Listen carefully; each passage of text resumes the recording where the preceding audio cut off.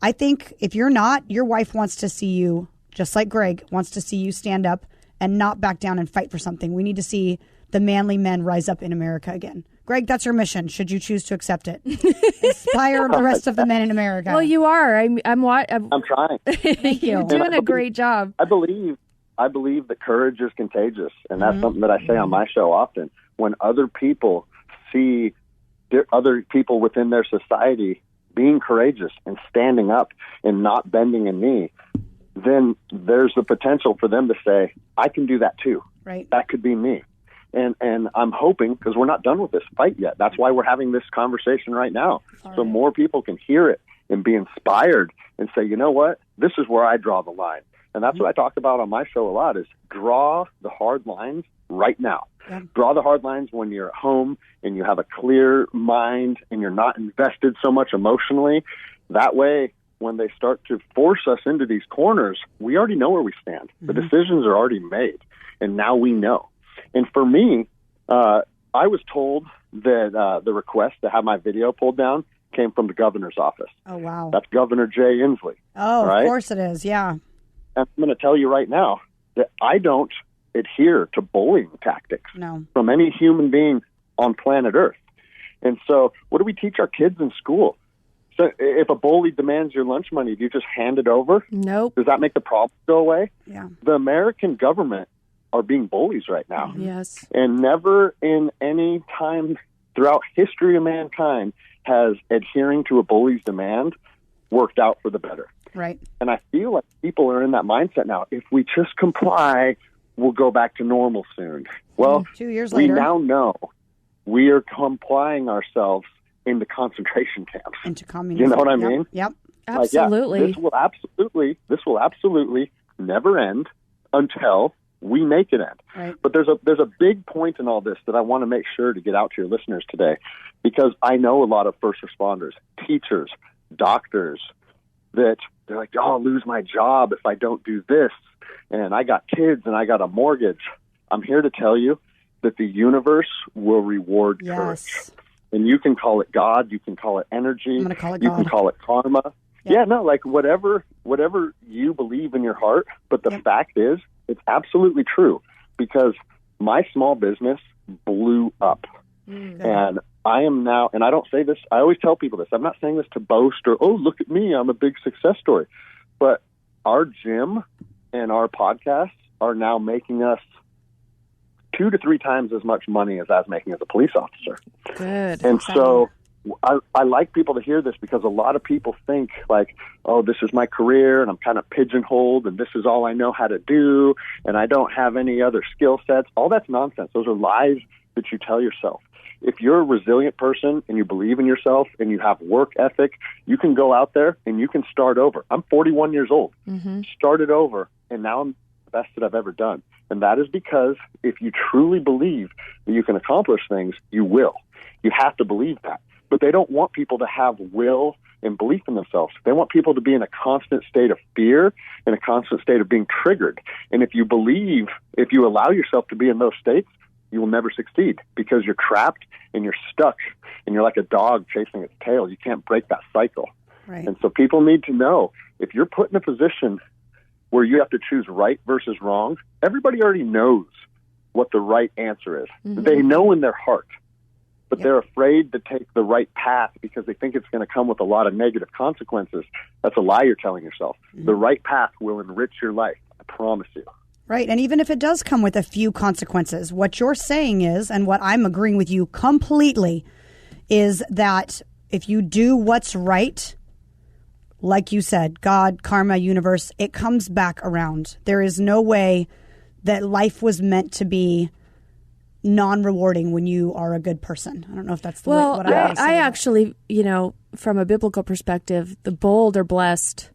And, blessed are the persecuted. Yes. And, you are being, in essence, persecuted by the world for standing for what's right. When you read the Bible, the good guys are persecuted, and the Lord said, be grateful. Be grateful when you're on that side of things, because you're on the right side of things. This world is not, is not God.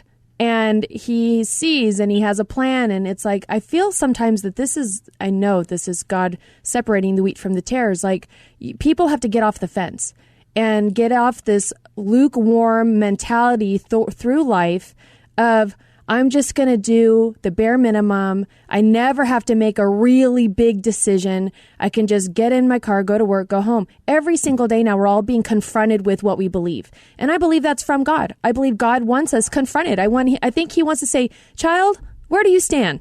Mm-hmm. Because we all have that decision to make. And I believe that's the ultimate decision and lands us in heaven or hell. And right now, either this world is the closest to hell you'll ever be or the closest to heaven you'll ever be. I think that's the ultimate thing is we're all journeying out of this place. And I want to be able to, I always say, reverse engineer your life from your deathbed. Do you want to lay there with pride knowing, you know what? I stayed true to what was right, not what was easy.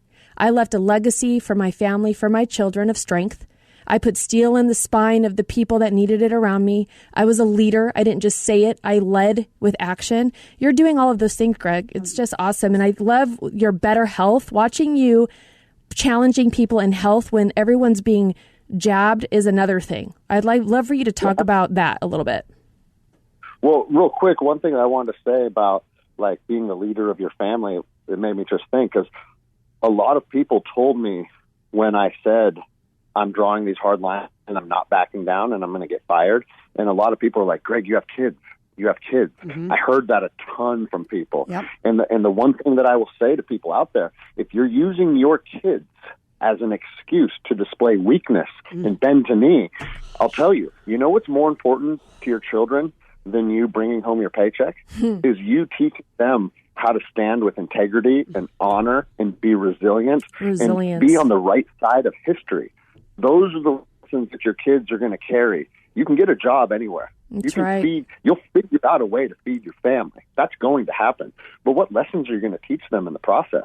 Right. That's what I said. I said, I would rather my kids watch me get fired and watch me struggle and watch me start over. But my dad didn't back down. Yeah, baby. Period. Ooh, tell us about your dad. And so, no, him. He's talking about himself. Oh, his kids are saying that. I'm like, oh, wait, this lion came from somewhere. No, so the resilience is like without resistance, how do you teach resilience, right? Yeah.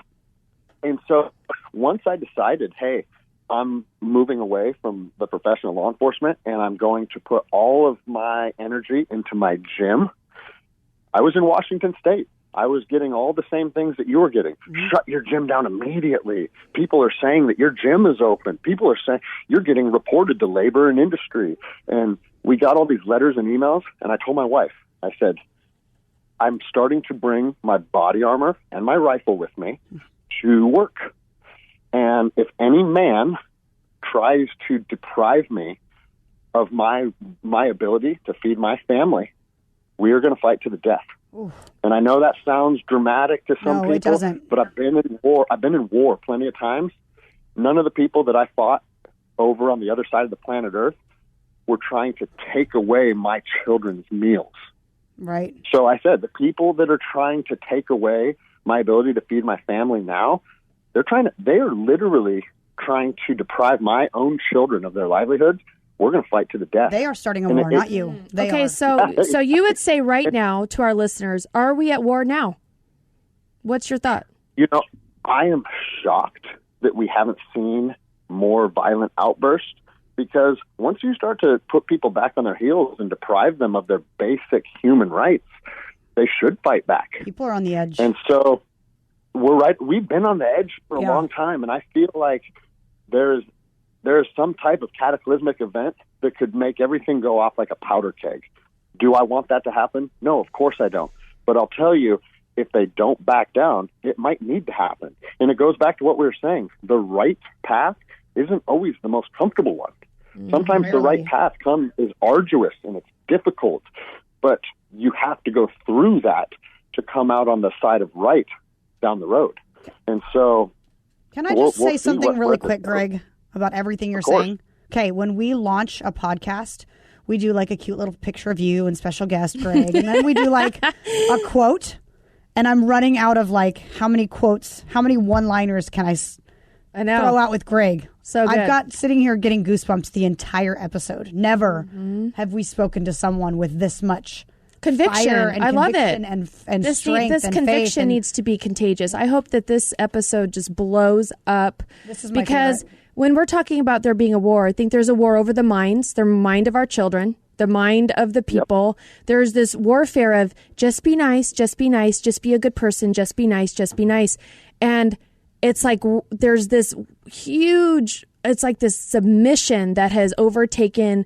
I look at these kids in schools with masks on, little kids who've had worn a mask now for like 2 years. And I think, how dare, I don't know how these parents can stand it. I just don't know how they can stand it to watch their little kids. They're suffering now from speech impediments and all the things because the mom and dad are too wimpy. I can't handle it. What are you doing with your kids, Greg? So I pulled them out of public school. Heck because yeah, you no did. person will put a mask on my child unless they want to fight me to death. Yep. Thank you. And again, you're not going to force all of your evil nonsense onto my little babies. Yep. Period. It's not going to happen. And so we are at a private Christian academy, and it is the only school in Western Washington that is in 100% defiance of vaccine and mask mandate. Good. And Good for you. The pastor there, he's basically another version of me, but he doesn't drop as many F-bombs. I think you've done very well for the radio. Yeah, that's awesome. Well, I'll let your listeners know that if you listen to my personal podcast, just be prepared. It won't be quite as beware. So actually, do tell everyone really quick, since you slid that right in. That was perfect. Where they can find you, your podcast, everything. My podcast is called The Endless Endeavor, and it's on anywhere you can find podcasts, Apple, Spotify, Stitcher, all of that stuff. Okay. And then the easiest way for people to interact with me is through my Instagram. And my Instagram handle is GRAnderson33. Okay. I don't know. I beg to differ. I tried to get you on my podcast. It took like 6 months for you to respond. Yeah, stop ignoring us, Greg. We're annoyed. You don't have anything better to do than interview with She's So Right. Trust me. I'm a terrible person. I apologize. I actually think that's how the message came Okay, out. Really fast, 30 seconds. Tell us your thoughts about just health. 30 seconds. Your challenge to American people to get healthy in 30 seconds. Prioritize your health over everything. You cannot win this conflict if your mind and your body aren't strong.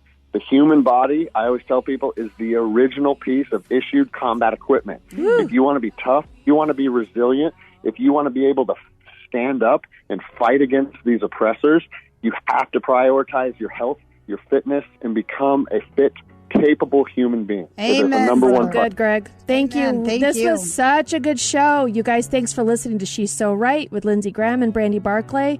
Can't wait to get in your ears next week. God bless you all. God bless America.